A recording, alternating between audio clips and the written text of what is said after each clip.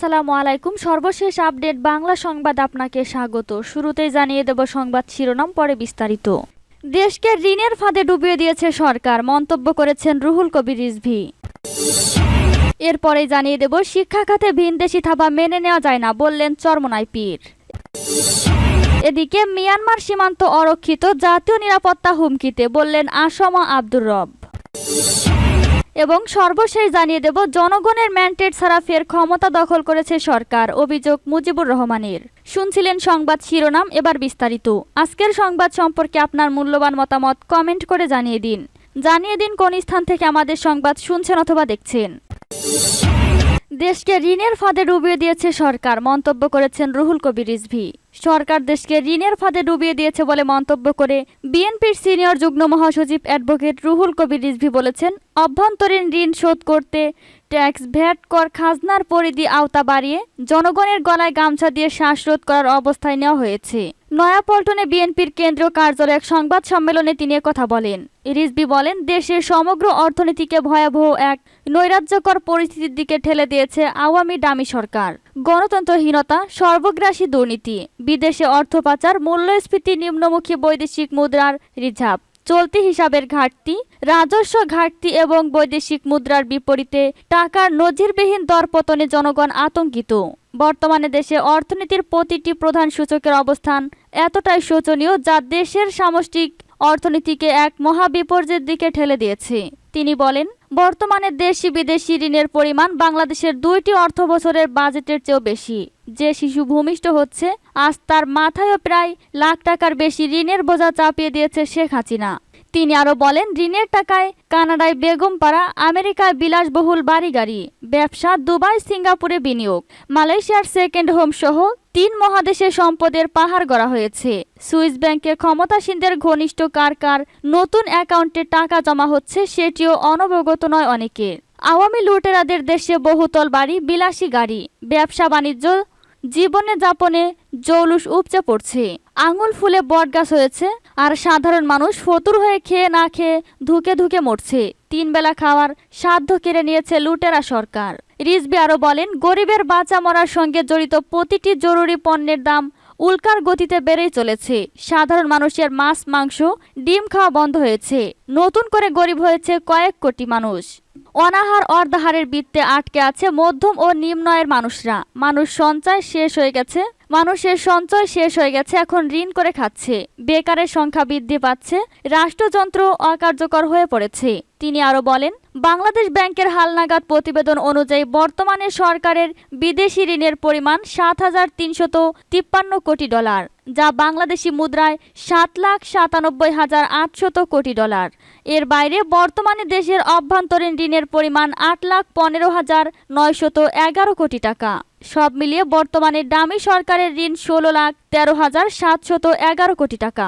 গত 7 বছরের ব্যবধানে মাথাপিছু ঋণ বেড়েছে 179%। বিদেশি ঋণের কিস্তি পরিশোধ মাত্র শুরু হয়েছে, এখনই ডলারে কুলাচ্ছে না, কারণ ডলার তলানির দিকে ক্রমবর্ধমান। রিজভী বলেন, আপনারা জানেন বাংলাদেশের রপ্তানি আয়ের প্রধান খাত তৈরি পোশাক শিল্প অন্য দেশের হাতে তুলে দিতে গভীর চক্রান্ত চলছে।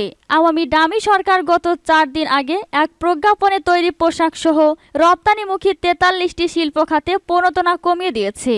শিক্ষা খাতে ভিনদেশি থাবা মেনে নেওয়া যায় না, বললেন চরমোনাই পীর। ইসলামী আন্দোলন বাংলাদেশের আমির মুফতি সৈয়দ মোহাম্মদ রেজাউল করিম পীর সাহেব চরমোনাই বলেছেন, শিক্ষা খাতে ভিনদেশি থাবা মেনে নেওয়া যায় না। শিক্ষার মাধ্যমে দেশ ও জনগণকে ধ্বংসের চক্রান্ত চলছে।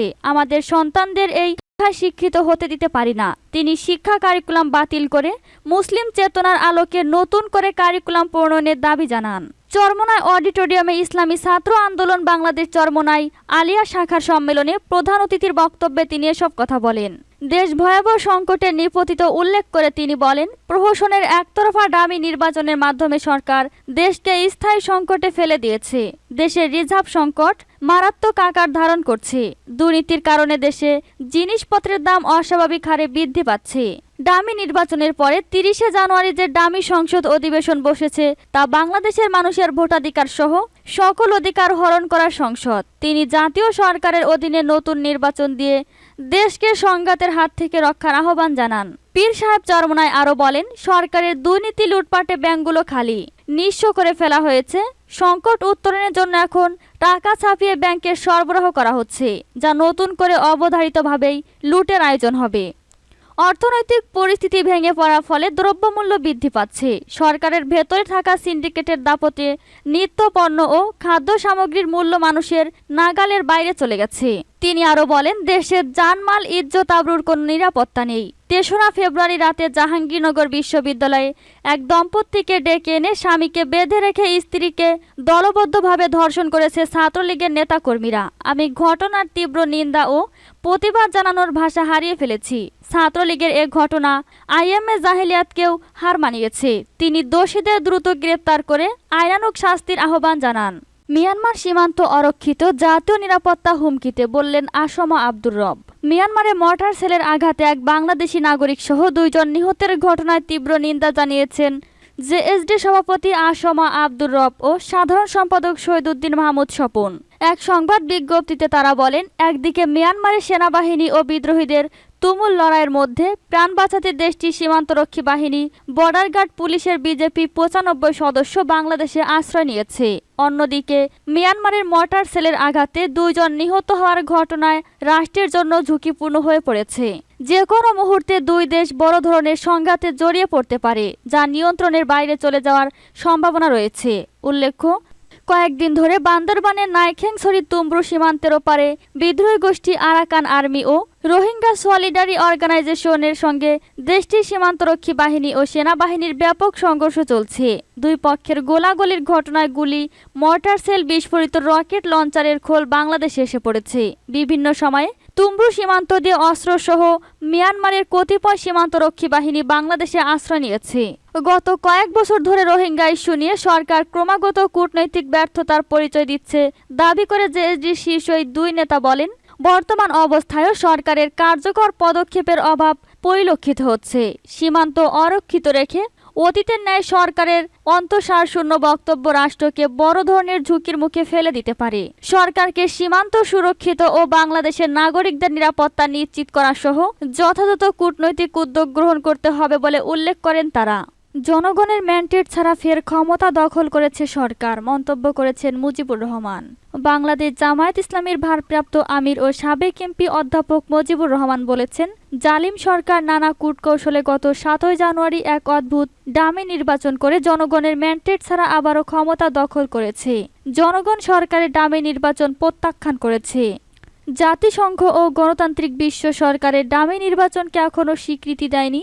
বাংলাদেশ গণতান্ত্রিক বিশ্ব থেকে একঘরে হওয়ার উপক্রম হয়েছে। সরকারের ফ্যাসিজমের বিরুদ্ধে দেশবাসীকে ঐক্যবদ্ধ হতে হবে। সরকারের রক্তচক্ষুকে উপেক্ষা করে আমাদের এগিয়ে যেতে হবে। কেয়ারটেকার সরকারের অধীনে অবাধ ও অংশগ্রহণমূলক নির্বাচন ছাড়া গণতন্ত্র প্রতিষ্ঠা সম্ভব নয়।